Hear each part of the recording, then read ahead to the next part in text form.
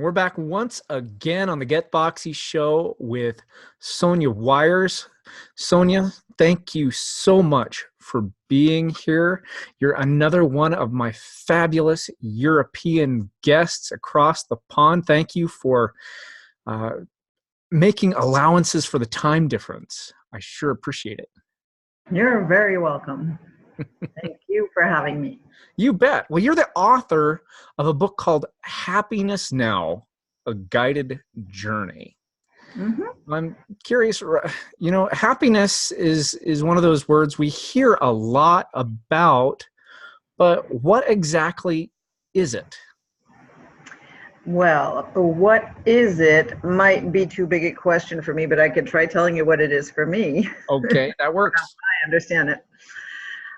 So I really encourage people, guide people to a notion of happiness that is their own personal notion of happiness. And what I mean by that is living in alignment with yourself and your values and finding, what clicks for you. So, and I also attach it much more. So I don't equate it with joy. So it's not, a frivolous happiness like, hey, we're having so much fun.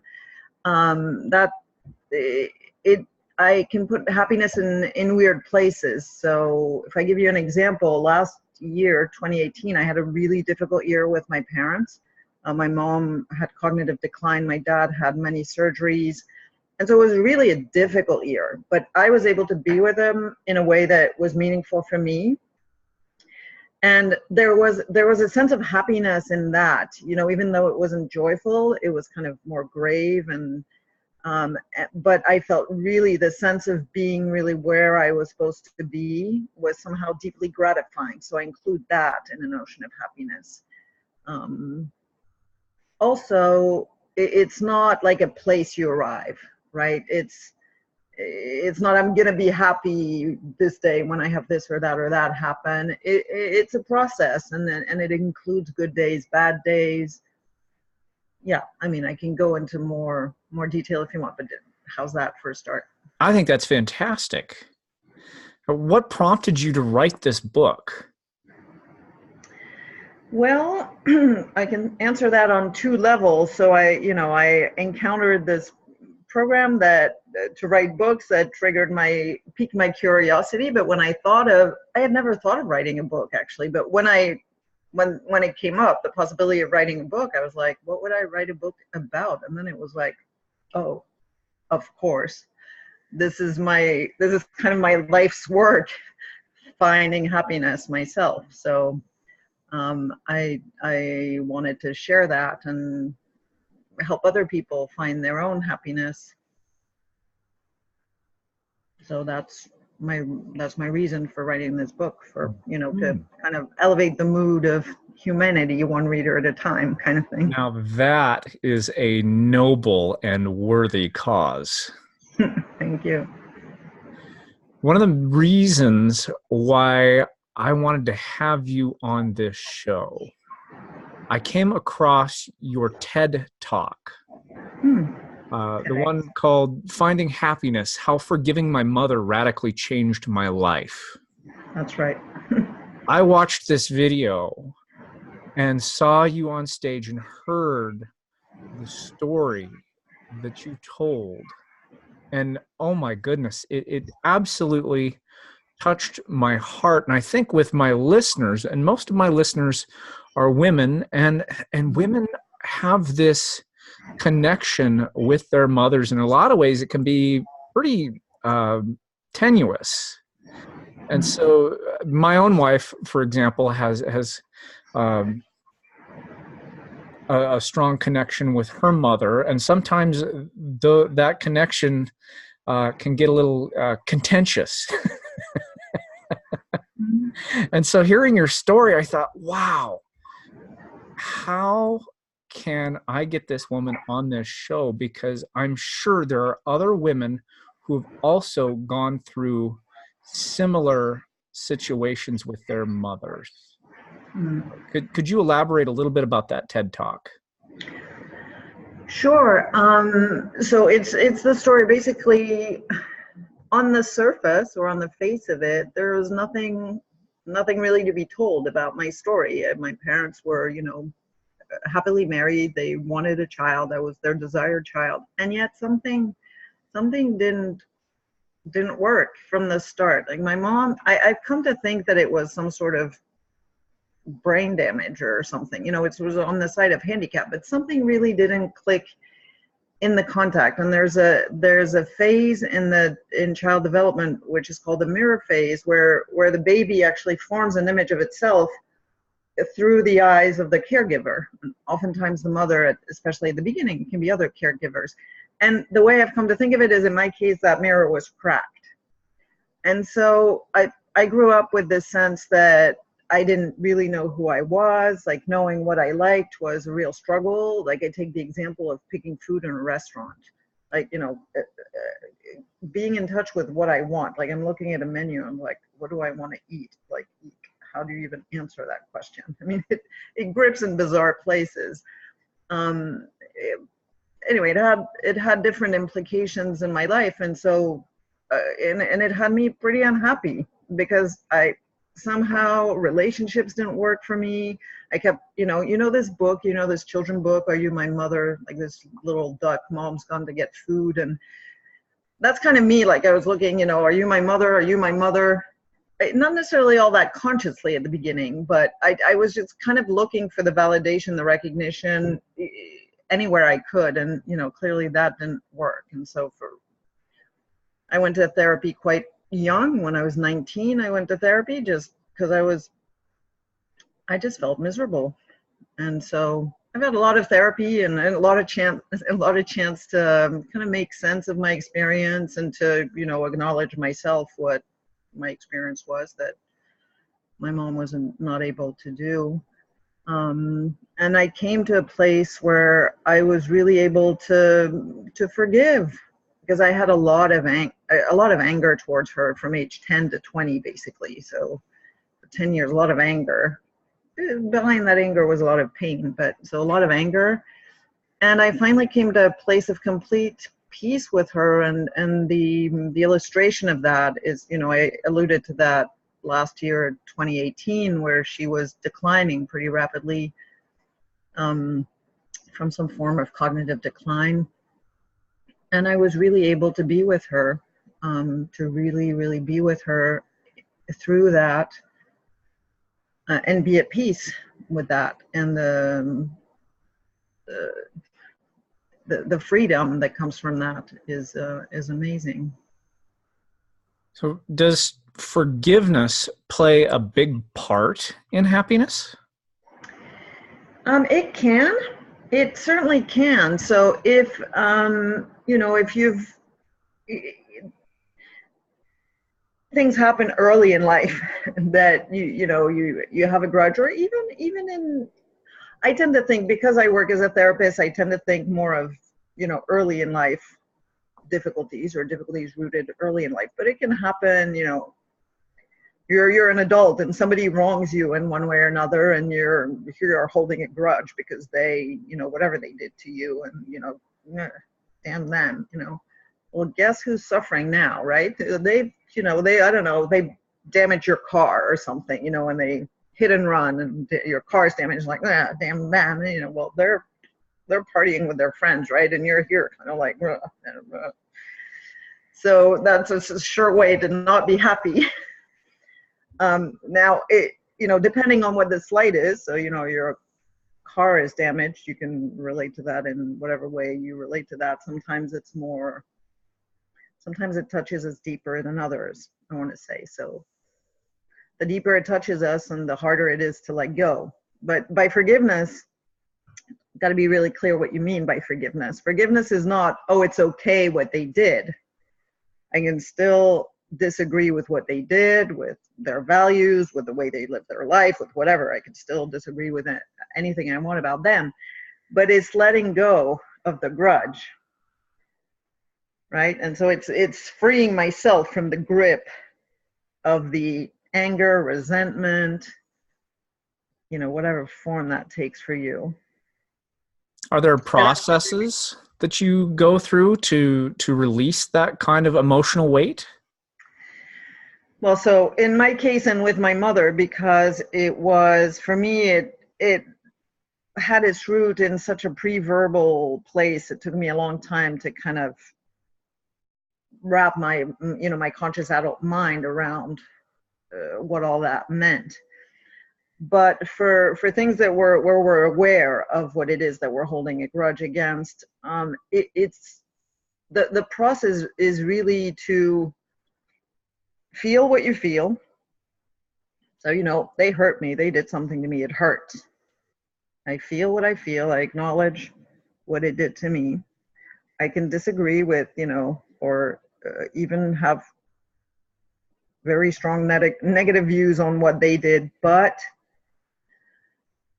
they still have the right to be themselves.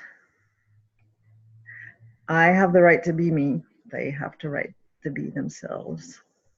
And so when I say it like that, it might look like, 2, 3 easy steps. It can be really long. It can be really difficult. And, sometimes you might need, like in my case, certainly I needed, a lot of therapy. I'm not saying everybody needs therapy, but you might need time. You might need to, write how you feel about it. You may need to burn what you wrote. You may need to, hit some pillows. You may need to go outside in the forest and scream. You may need, whatever you need to do to free yourself, sort of energetically, and maybe try different things. But the first step is really to acknowledge what it does, what it's doing to you. Right? It's not about them. It's about me. I feel hurt. Where do I feel hurt? What does this mean for me? Do I feel not respected? Do I feel, devalued? Do I feel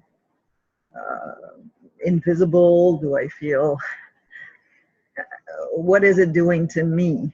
And to really acknowledge that. And what meaning do I make out of that? And maybe how does that echo something else in my life? Maybe, because things tend to hurt double if, there's a slight in the present, but then it echoes something that's from your early history.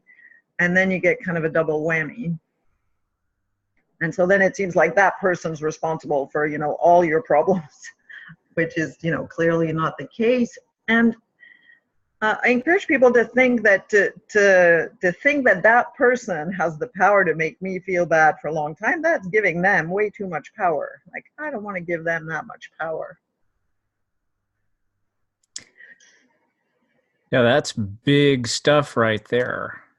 Yeah. In my traditional Chinese medicine practice, I do come up and see some of this on my treatment table where folks have had old emotional injuries, and instead of allowing themselves to really feel that in their bodies, they tend to kind of stifle that, tuck it down. And I see what we would call somatization of the emotion. The emotion is actually stored within the cells of the body. And so when I do acupuncture and we start working with some of this stuff, folks will start having emotional releases while they're on my treatment table. And so that's fascinating stuff to me. And that we're able to start allowing them to tune into their body so that they can start feeling those feelings. It's such a big step to tune in and go, okay, I'm going to allow myself to feel this. I'm not going to let it shut down. I'm just going to allow myself to feel it and really feel how that emotion affects my mind and my body. And with emotion, I look at emotion as being kind of energy in motion. And so you allow that emotion to move. And when it moves, then all of a sudden things start changing. I totally agree with that. And I would say there's kind of two different, maybe more, but two are coming to mind right now, ways that people kind of coalesce that inside if you want. Or one is when it happens really early on and one is not able, so baby's not able to feel the depth of that pain, fear, anger, whatever it is, just because it's not equipped or it would be too dangerous. So that's, what a grown-up can walk around with this kind of emotion stuck inside without really being aware of it. That's one way. But the other way that happens is it can be scary. Like, I got this big emotion in me, and like, what if I start feeling it? Is it gonna like drown me? Am I gonna drown in this emotion? So it can be kind of scary, and it can require courage to start letting that out and to start feeling it.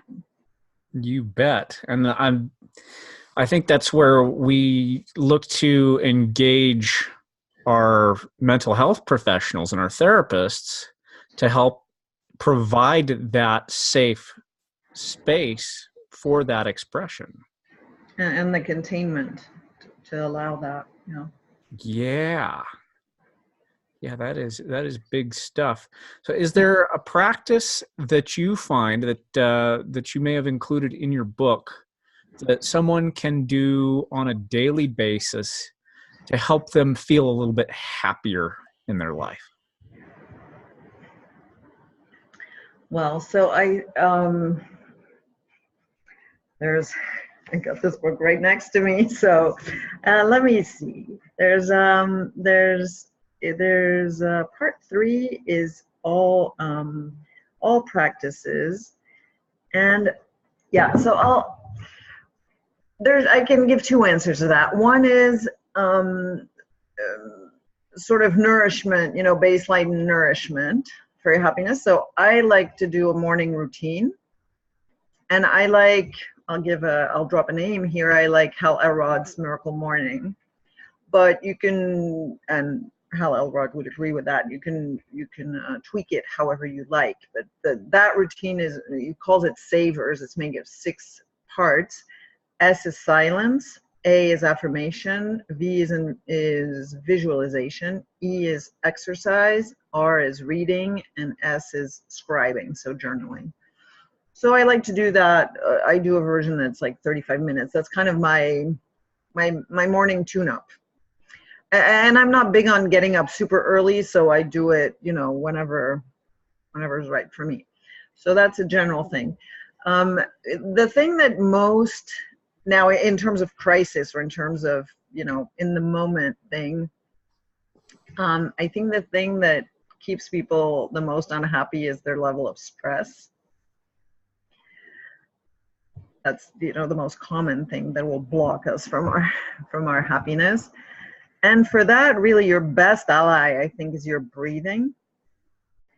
Now, it is when you're stressed that it is hardest. The most beneficial thing to do when you're stressed is to breathe deeply, abdominal breathing, because when you're calm, your breathing is shallower, and when you're, not shallower, deeper. And when you're stressed, it gets higher up here. And so it goes the other way. If you can impact your breathing, then you can lower your stress. But of course, it's when you're stressed that it's most difficult. But maybe I'll stand up and I'll show you. So there's if you can find your diaphragm, sort of for ladies, like, an inch or 2 below your bra, and you put your finger here and you press enough that you can feel the pressure, and you inhale, pressing against that thumb, right? So I'm going to do it. Do you see my thumb lifting? Yes, your abdomen's expanding, and that diaphragm is pressing the thumb outward from the body. Yeah, and so the thumb, the role of the thumb is just to make sure I feel what I'm doing, right? The thumb is not doing it. It's my breathing. So.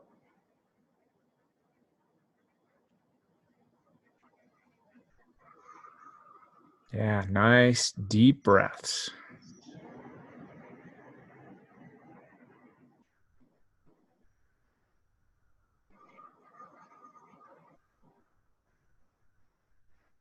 So I'm exhaling here up through my mouth. And so that's one practice, like an emergency stress buster, is if you're able to do 3 deep breaths like that, and the thumb is there to monitor that you're breathing, because if you go like this, then you haven't done anything, right? You got it? Right? Yes, So those stress, itty you bitty tell them to take a deep breath, they go, and that doesn't work. So the thumb is there to guide you. And it's kind of an emergency stress buster. Now, if you have chronic stress and it's high intensity and whatever, this is not going to solve all your stress problems in one go, but it is helpful. It does lower the stress in right there in the moment. So that's a crisis stress buster. One thing that works well for me for, triggering happiness is spending time with people I love. So I recommend that too. Sometimes it's the simplest things that have the biggest impact. Breathing. Right. You'd think, okay, breathing, that's simple. Why am I not doing it? Spending time with friends and family, loved ones, so simple. Why am I not doing that? Right. And so these are, something I can do for a boost in my happiness, like right now. But I also really encourage people to take a hard look at their life. Like, how am I living my life? And what are some of the practices I can include, or some of the practices I can remove, or some of the things I do that cause me, unhappiness or stress, or, so it's kind of a global thing. But so here I gave a couple of tips for a happiness boost. I'd say sleeping enough. Sleeping is a big issue, I guess, in our society. People are sleeping less and less, but sleeping enough really helps. I notice not sleeping enough. Not sleeping enough is really really detracts from happiness. Yeah. You betcha. I'm going to switch this up and ask you the question I ask all my guests. Yep. Bring it on. Is, what is Foxy, and what does being Foxy mean to you, Sonia? Okay, so what does Foxy mean to me? I sound American, but I didn't actually grow up in America, so I had to look that one up a little bit. And it's this idea. So the way it kind of crystallizes for me is feeling good. So for me, being Foxy, when I feel good about myself, or when someone feels good about themselves, then that kind of gives that, that more open shoulder, slightly higher head hold. I'm happy with who I am, and I'm carrying myself through the world, feeling that and showing that. Yeah. And who in your neck of the woods, your realm, your world, embodies that kind of foxiness? In my neck of the woods, you're looking for someone in my environment, or somebody who comes to mind? Anybody that comes to mind, whether that's friends, family, celebrities. Who comes to mind is Michelle Obama. Michelle Obama. You see so many pictures of her in the media, and yeah, she does have that beautiful presence of confidence in herself, in her own body. Mm-hmm. Yeah. Has there ever been a time where you have not felt so foxy? Oh my God, so much time. What have you done to reclaim that foxiness? Well, I'm gonna tell you, 15 years of therapy. So that's my answer, but that's not a very portable answer. Yeah, it took me a while, but after a while of work, yeah, that's not a very useful answer, is it? I think it can be. I mean, for some of us, this very much is a process. And in some cases, yes, seeing a therapist and going through that process, no matter whether it's, for a couple of weeks or several years, we all take our process at the pace we need to take it. And so I certainly wouldn't belittle that at all. Oh, no, it's not immediately applicable for your listeners to, let's go get 15 years of therapy. But yeah, it can be tweaked the way you say. So it can be sometime. Yeah, I'd like to give something a little bit more, more immediately usable. I exercise. I exercise regularly. I think it helps me be in my body. It helps me get rid of, some of my stress or my less positive energy. It also gives me confidence in my body and my strength. So exercising is good. Sometimes I like to, dress nicely because I'm just going out, even if I'm just going shopping, And sometimes choosing my clothes to look nice, that, that influences my mood. Yes. So, that can be more of a Band-Aid depending on, where you're at with your foxiness. Like if you're feeling really down in the dumps, it's not like picking your clothes to look nice is going to cure it all, but, it might give a little bit of a jolt. To somebody who feels down in the dump, I would say go into nature, like maybe get your hands in the dirt or go gardening or something, or, connect with the beating earth. There's something to be said for that. I know there's studies out there that have shown that just by walking barefoot on the ground, on the grass, in the earth, there are different minerals and ions that our bodies pick up, which then affect our nervous system and our moods, which fascinating stuff. So, I mean, yes, I totally agree with you. Getting out there in nature and just being out there and admiring this wonderful world we live in can really create a great little attitude adjustment. And the other thing I'd like to say to someone who feels, down in the dump is self-care. Like what makes you feel better? Or, what makes you feel less in the dump? Is it, clipping your nails? Is it taking a bath? Is it, dancing in your pajamas? I don't know.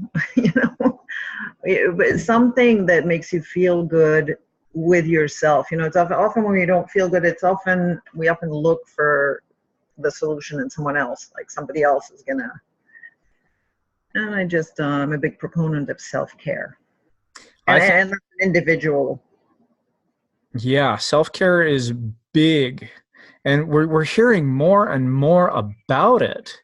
The trick for me, I think, is making sure that when I'm encouraging self-care for people, that it's not necessarily self-indulgence, but self-care. Right. So, for example, exercise is a great form of self-care, but while you're doing it, it may not feel the best.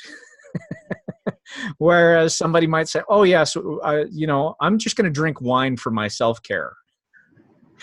Or stuff my face with chocolate cake. That's my exactly. So, a little bit of self-indulgence is okay, but calling it self-care, I can't quite get behind that. So I do caution folks that if you're going to do self-care, make it something therapeutic. Yeah, well, one thing that's helpful with that is to think, of how your future self is going to feel. Yes.